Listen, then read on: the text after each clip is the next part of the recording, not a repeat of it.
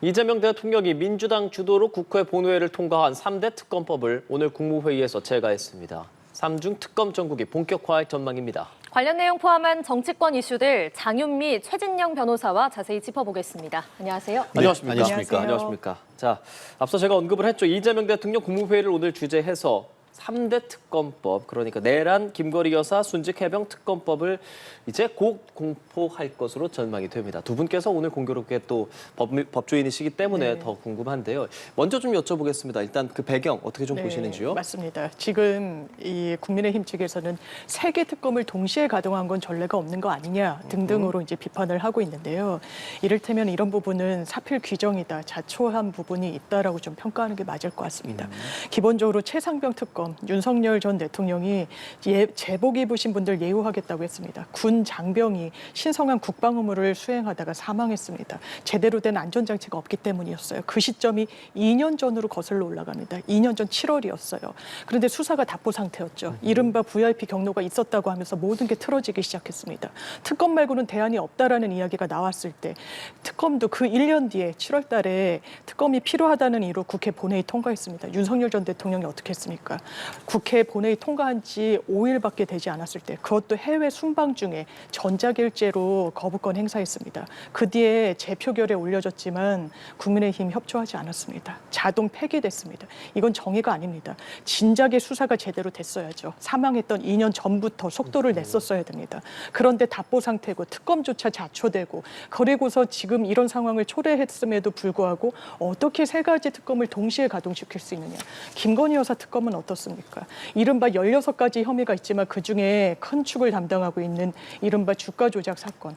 관계자들이 전부 심지어 수사 전부 받고 1, 2, 3심 대법원까지 확정되는 동안 공백으로 있었습니다. 이 상황을 누가 초래한 겁니까? 3개 특검을 동시에 가동하는 상황은 이거는 여권의 부담이 아닙니다. 이런 상황이 초래된 정확한 책임 소지부터 이야기하는 것이 저는 비판의 전제가 되어야 된다고 생각하고 특히 내란 특검, 김건희 여사 특검, 최상병 특검, 대한민국이 다음 페이지로 넘어가기 위해서는 어떻게든 정확한 수사 그리고 마침표가 찍혀야만 되는 그런 사안이라는 점 다시 한번 강조드리고 싶습니다. 최진영 변호사 의견 바로 들어보겠습니다. 그렇습니다. 누구는 메머드 특검이라고 하는데 저는 메머드보다 훨씬 큰 티라노사우루스 공룡 특검이다 이렇게 표현을 하고 싶습니다. 아시다시피 우리나라 검찰 다 탈탈 털어야 2천여 명 남짓입니다. 그런데 그 중에서 전체적으로 한 17, 8%에 해당하는 120명이나 되는 검사들을 민생과 범죄로부터 민생을 챙기고 국민을 범죄로부터 어떻게 보면은 지켜야 되는데 그 사람들을 민생 사건 하지 못하게 하고 결국 그 이재명 대통령과 관련된 매우 정치적인 사건에 가지고 와서 끌어쓴다. 굉장히 어떻게 보면 자가당착적이죠. 왜냐?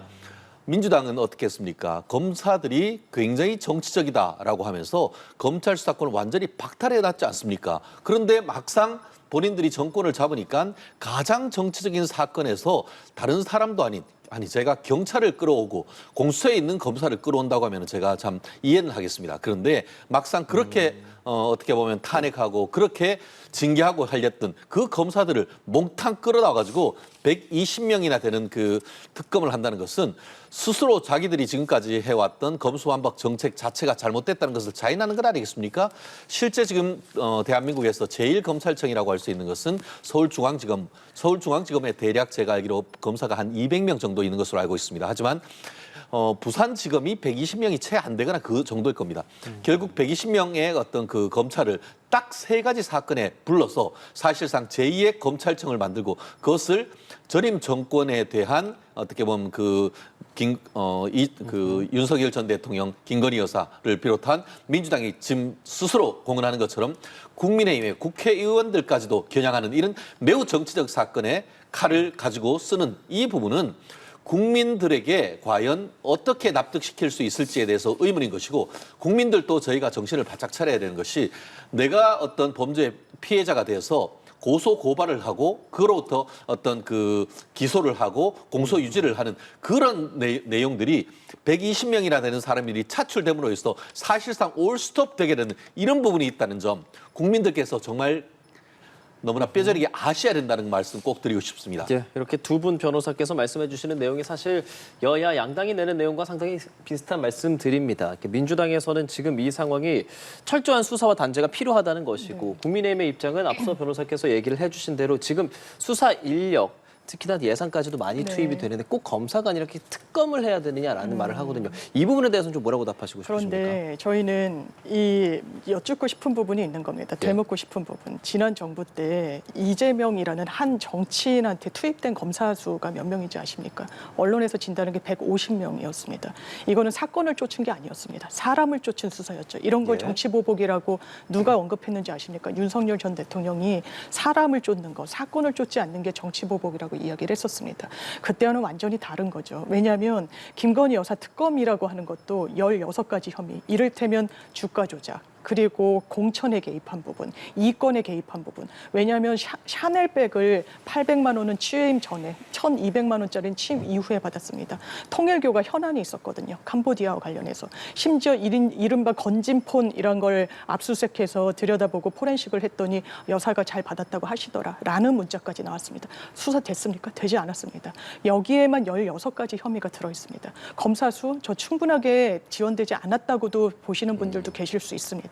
이런 부분을 좀 감안한다고 하면 그래서 시기를 어떻게든 최장 기간도 170일 넘지 않도록 이번 특검에서 좀 규정을 한 부분이 있다라는 점 말씀드리고 싶고 이런 부분과 관련해서 뭐 국민의힘의 여러 율사 출신 의원분들은 아니 원래 특검은 야당이 발의하는 거다. 그래서 야당이 전 정부에서 발의했었죠. 그런데 내라는 그러면 국민의힘이 발의할 수 있습니까? 성격상 그러기 어렵습니다. 김건희 여사 특검 그리고 최상병 특검 다 전 정부에서 해결되지 않았던 부분입니다. 전 정부에서는 검찰 정부였었죠. 윤석열 전 대통령이 검찰총장에서 대선으로 직행하신 분이기 때문에 그래서 검찰이 신뢰를 받지 못했기 때문에 특검의 필요성이 더 제기됐었습니다.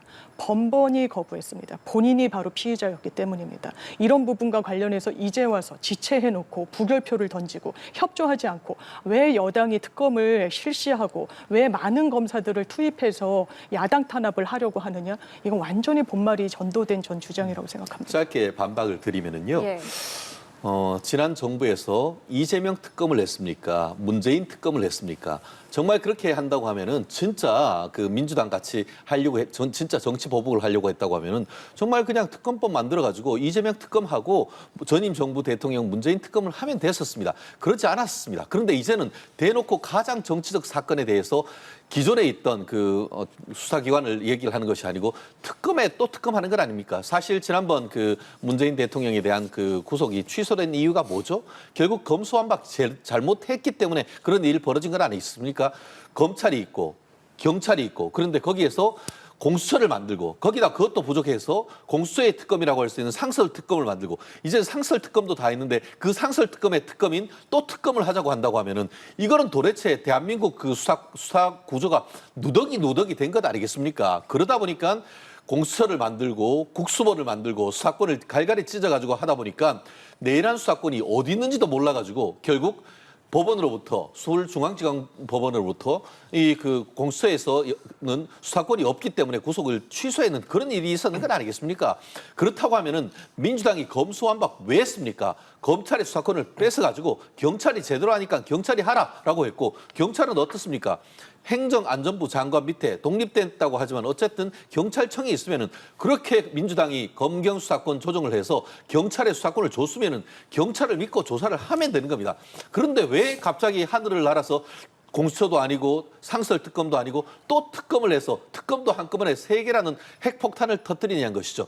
결국 이런 사건은 이른바 문재인 정부의 적폐청산에 이은 이재명 적폐청산 시즌2란 얘기를 듣는 것은 너무나 합당한 것이고 좋습니다. 뭐 본인들이 그렇게 한다는 것은 할 수 있습니다. 하지만 그 과정에서 제가 말씀드린 것처럼 진실이 얼마나 규정될 것이냐. 이미 검경 공수처에서 윤석열 전 대통령이 구속까지 됐던 것이고 그 외에 있었던 김영현 전 국방부 장관을 비롯해서 관련되는 지금 비상계엄과 관련된 대부분의 지휘 라인이 있던 사람들이 구속돼 가지고 지금 기소돼서 수사를 받고 있습니다. 거기에 수사를 한다고 해서 뭐가 더 나올지에 대해서는 저는 상당히 의문이란 거죠. 그리고 김건희 여사 특검 같은 것도 마찬가지입니다. 이게 윤석열 정부에서 시작된 것이 아니고 그 부분은 이미 문재인 정부 때 시작된 것이고 문재인 정부 하에서의 그 서울중앙지검 같은 경우에도 다 털탈 털었었는데 특별히 문제가 없었기 때문에 불기소 결정을 하려고 했지만 사실상 그때 있었던 그 정부의 압박으로서 기소를 못했던 불기소 결정을 못했던 사건입니다. 그리고 최상병 특검 같은 경우에도 이미 관련된 사건에 대해서는 거의 재판이 선고가 되고 있는 그런 시점입니다. 그런데 그런 사건에 대해서 지금 와가지고 일일이 추가적으로 다 탈탈 다시 털자? 그렇기 때문에 이것이 지극히 정치적인 사건이라고 하는 것이죠. 결국 태상명동 서일필 태산을 들어가지고 굉장히 그 세상을 들썩들썩할 것 같지만 저는 결국 나오는 것은 쥐 한 마리 그런 일밖에 없는 것인데 거기에다 대고 400억이 넘는 예산을 쓴다. 그리고 또 거기에다가 전국에 있는 120명 넘는 그 검찰 그리고 검찰이 120명이면은 거기에 투입될 검찰 수사관까지 하면은 어마어마한 숫자입니다. 그렇게 된다고 하면 그 사이에 있는 국정공백 그리고 그 사이에 있는 민생 어떻게 보면은 민생과 관련되는 범죄에 대한 수사는 올스톱 된다는 것 정말 국민들이 좀 잘 알아주셨으면 합니다. 그러니까 이제 좀 다음 주제를 이야기할 텐데 지금 말할 주제도 아마 두 분께서 말씀하시는 내용과 또 일맥상통할 수 있을 것 같습니다. 예, 들으신 것처럼 법원이 대장동 사건 재판 기일도 연기를 하기로 했습니다. 사실상의 중단인데 어제 공직선거법 파기환송심 재판부의 결정이 있고 나서 이렇게 첫 번째 결정이 나오면 아마 다른 나머지 재판에도 영향을 미칠 거다 이런 전망이 나왔는데 이렇게 결정이 나왔고요. 나머지 3개의 재판들도 그러면 연기가 될 거라고 보십니까? 아마 그 가능성이 매우 높다라고 봐야 될 거고요. 소송 지휘권이 각 재판부한테 그냥 귀속된 이런 권한이라고 하더라도 이 재판부의 논리적 정합성과 일관성은 있어야 되는 거 아니겠습니까? 그렇다면 처음에 서울고등법원이 이 재판은 추정, 그러니까 추후 지정할 수밖에 없는 사유로 들었다는 헌법 84조는 내란 외환해제를 제외하고는 현직 중에 대통령은 소추되지 않는다라고 되어 있습니다. 일각에서는 이건 기소만 되지 않는 거다. 재판에만 넘겨지지 않아야 된다라고 이야기를 합니다만 그럴 거면 법문에 기소라고 넣었을 겁니다. 소추라는 건 그 문헌상의 뜻을 보더라도 기소와 거기에 수반되는 공소유지 등의 행위를 포함하는 개념입니다. 그렇다면 진행 중인 재판에 대해서는 중단하는 것이 맞고 이게 해외에서도 굉장히 유사한 사례가 있습니다. 프랑스의 시라크 대통령 같은 경우에 파리 시장 재직 시절에 이 재판에 넘겨졌던 사안이 있습니다. 그 이후에 대통령으로 선출이 되고 나서는 모든 재판이 다 중단이 됐었고요. 이 부분과 관련해서는 법리 해석에 대해서 이 각급 법원이 이제 정당한 적법한 판단을 내린 것이라고 생각됩니다. 네, 그러니까 소추가 기소보다 더 넓은 범위다 그렇습니다. 이 말씀이신데 이런 해석도 있지만 이제 국민의힘 권성동 원내대표는 헌법 84조 새로운 재판을 위한 기소가 불가능하다는 뜻이지 이미 법원에 계류된 재판까지 멈춰야 한다는 의미가 아니다 이렇게 얘기를 했는데 해석이 다른 것 같아요, 완전. 그렇습니다. 지금 이번 법원 결정에 대해서 저는 굉장히 유감이다 이런 말씀 드리고 있는데요. 지금 어제 같은 경우에 서울고등법원, 오늘은 그 서울중앙지방법원에서 이와 같은 결정이 있었고, 지금 그 쌍방울 대북 송금 사건이라든가 그런 부분은 지금 관할을 달리해서 수원지방법원에서 이루어지고 있습니다. 그렇기 때문에 통상적으로는 서울고등법원에서 했던 결정을 선례로 해서 다른 재판부, 그러니까 전체적으로 왔을 때 5개 사건에 대해서 다른 사건도 기일을 추정할 가능성이 높다고 봅니다. 하지만 말씀드린 것처럼 여전히 다른 가능성도 없진 않은 것이 서울중앙지방법원 같은 경우에는 바로 상급법원이 서울고등법원이다 보니까 서울고등법원의 결정에 따라서 서울지방법원도 같은 이유로 헌법 84조를 이유로 해서 대통령의 불소추 특권을 이유로 해서 지금 기일을 임기 이후로 지금 추후 지정했던 것이죠. 반면에 수원 같은 경우에는 관할이 일단 다르죠. 그러다 보니까 그 재판부에서도 어떤 결정을 할지는 조금 더 지켜봐야 된다라는 것이 저의 입장이고 그 이유는 지금 말씀드린 것처럼 헌법 84조에 대통령의 불소추 특권이 있습니다만 그 규정만 있는 것이 아니고 헌법 68조 2항에 보면은 대통령이 고리된 때 그리고 대통령 당선인이 사망하거나 판결 기타 사유로 그 직을 상실한 때는 그로부터 60일 이내에 새로 대통령을 뽑는다고 되어 있습니다. 말씀드린 것처럼 대통령이나 대통령 당선인이 판결에 의해서 그 직을 상실한 때 이때도 그 60일 이내에 조기 대선을 하도록 되어 있다는 것은 무슨 말이냐. 대통령이나 대통령 당선인이라 한다 하더라도 그 취임하기 이전에 이미 형사사건이 계속 진행되고 있었던 경우에는 계속 대통령이 취임된다 하더라도 진행이 되고 그 진행되는 진행되다가 대통령의 어떤 유죄가 인정이 됨으로써 어떻게 보면은 공직선거법이나 아니면은 그 국가공보법에 의한 공직을 담당할 수 있는 자격이 상실하면은 결국 대통령직도 상실하기 때문에 그로 인해 가지고 그 조기 대선을 해야 된다고 헌법 68조 2항에 명문 규정이 있습니다. 한마디로 84조만 있는 것이 아니고 68조도 있는 것이고 예. 거기다가 민주당 그 소추에 소는 수사, 추는 공소유지라고 돼 있지만 실제로 그 국회 관련되는 인사청문회법은 뭐라고 돼 있냐 하면은 수사와 관련되는 것은 소추로 그리고 재판과 관련되는 것은 재판이고 이렇게 해서 명확하게 소추와 재판을 명문으로 그 국회 인사청문회법 14조에 규정을 하고 있습니다.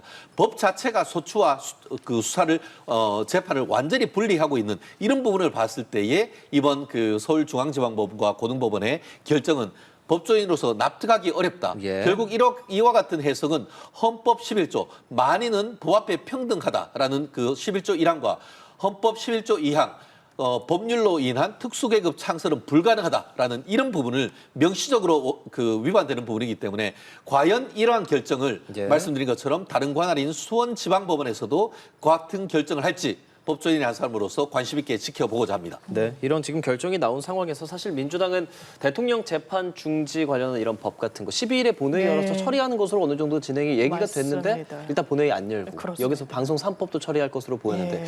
어떻습니까? 민주당에서 좀 입법 속도 조절에 나선다는 평도 있는데 뭐라고 그렇게 말씀하시죠? 보는 게 맞을 것 같습니다. 왜냐하면 어제 그 서울고법에서 입장이 나왔을 때 예. 이제 민주당에서는 그럼에도 불구하고 이제 법적으로 마무리를 지어야 되는 그런 부분이 있기 때문에 10일 본회의는 그대로 이제 진행을 하겠다는 취지로 기자분들께 설명을 드렸습니다만 아까 노정면 대변인의 이야기 들으셨다시피 대통령과 그리고 원내 각 상임위에서 의견을 취합한 결과 속도를 조금 좀 지체하자는 거 아니겠습니까? 기본적으로 이재명 대통령이 첫 일성으로 이야기한 부분이 있습니다.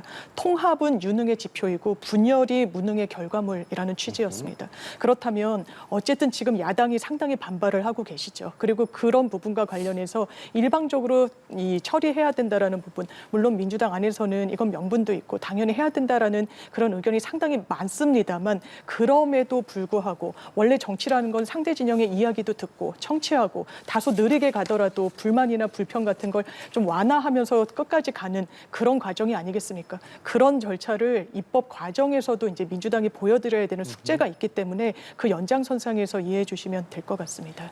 짧게 여쭤보겠습니다. 그렇습니다. 사실 민주당 정권, 특히 그 문재인 정권에서 법무장관으로 하셨던 전 서울법대 교수 조국 교수님은 뭐라고 했느냐.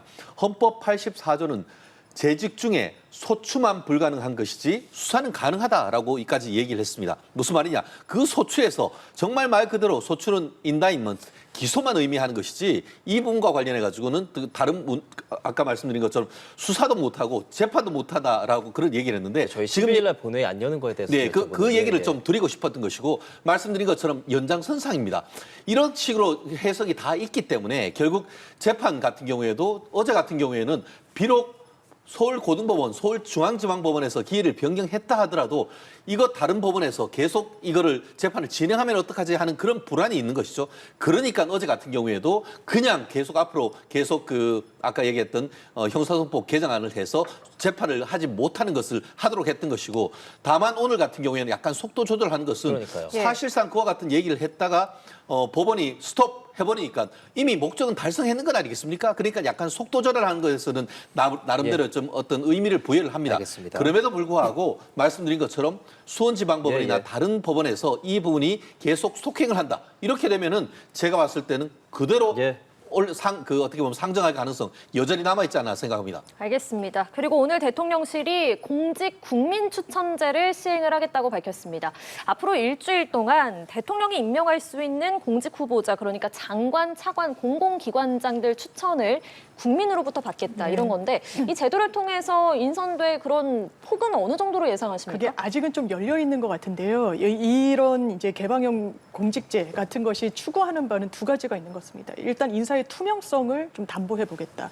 그리고 집단 지성의 힘을 한번 믿어보겠다라는 취지인 것 같은데 이제 진보 보수 할 것 없이 역대 모든 이 권력에서 항상 회전문 인사, 고인물 인사, 그러니까 어떤 인맥으로 확인된 검증된 인사들을 다 고위공직으로 앉혔던 그런 전례들이 있었죠. 그런 부분과 관련해서 어떻게 보면 그 국민들로부터 이 신망을 얻은 분들을 한번 선별해보자. 거기 기준은 당연하지만 그 직책과 관련해서 전문성이 있으신 분들, 경험과 이력이 있으신 분들로 추려질 수밖에 없을 텐데 그렇다면 그런 순기능이 있을 것 같습니다. 기본적으로 인사권자가 대통령이다. 뭐 이런 이야기를 많이 하는데 이런 상황에서는 정말 인사권자가 국민이 되시는 거예요. 이를테면 지난 비근한 예로도 윤석열 전 대통령 뭐 구속 취소 100번 양보해서 할 수 있다고 하더라도 그렇다면 검찰은 즉시항고를 했었어야 되잖아요. 근데 하지 않았습니다. 일선 수사팀이 해야 된다는 의견 개진을 했음에도 불구하고 그때 나왔던 1차적인 반응은 그래 인사권자 눈치를 본다. 심우정 검찰총장이 이런 부분이에요.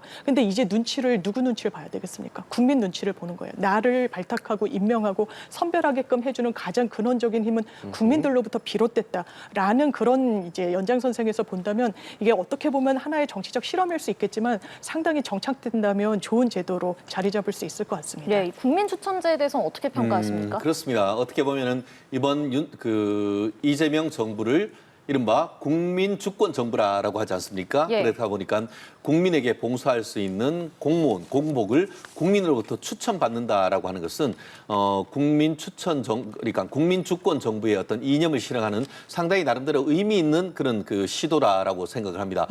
예전에 중종 때 조광조가 어떻게 보면 인재 추천제를 현량과라는 이런 얘기를 했습니다. 그렇게 하면서 사림 중에 여러 개 그 지역에 있는 분들을 추천을 받아가지고 좋은 사람으로 쓰는 그런 제도도 그 머릿속에 연상이 되는데요. 나름대로 좋은 제도이면은 틀림없고 잘 활용을 한다고 하면은 뭐 좌우할 거 없이 지난 정부의 인사까지도 쓸 수 있는 나름대로 좋은 아이디어이면 틀림없는 것 같습니다.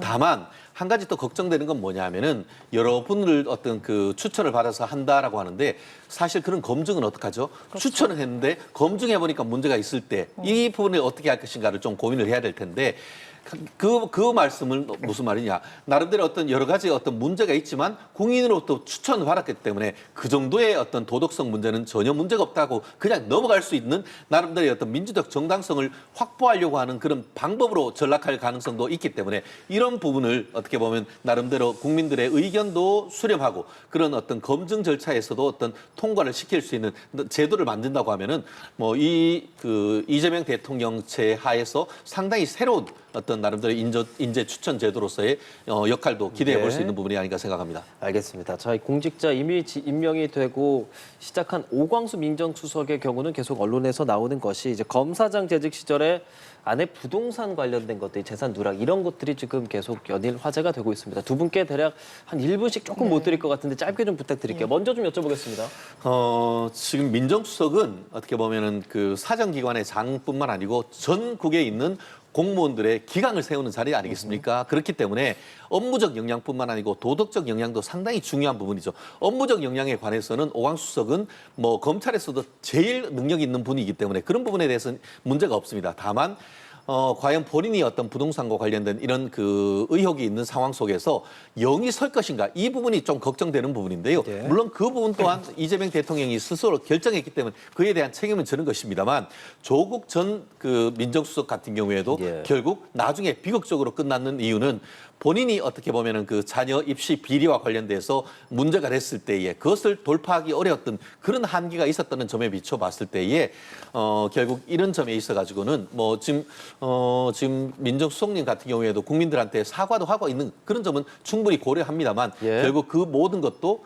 결국 최종적으로는 인사권자에게 위험이 부담되는 것이 아닌가 생각합니다. 변호사님 바로 말씀해 주시죠. 사실 이 요지는 이제 본인의 배우자가 그 처가 어르신들이 집을 지으면서 딸 명의로 해놓는 동안 이제 부동산 다주택자가 되니까 친구 명의로 그 주택을 넘겨놨었다는 거예요. 그래서 나중에 이게 명의 신탁이어도 재산 신고를 해야 되는데 재산 신고에 누락됐고 이게 이제 송사로 번지면서 그 당시에 이제 내 거라고 본인들 것이라고 주장을 했던 부분이 왜 누락을 했느냐로 이제 번지고 있는 의혹인데 당사자가 어떻게 보면 빠르게 사과드렸습니다. 그리고 최 변호사님 말씀 주신 대로 민정수석은 사정 기능을 담당하기 때문에 본인에 대해서 이런 이제 흠결이 있다면 사정 기능을 제대로 하겠느냐와 관련해서도 이 당사자가 국정 운영을 잘 뒷받침할 수 있도록 이런 말씀까지 잘 새기겠다는 취지로 이야기를 해서 논란이 더 커지지는 않는 상황인 것 같습니다. 그렇군요. 알겠습니다. 두 분과는 여기서 인사 나누겠습니다. 고맙습니다. 감사합니다.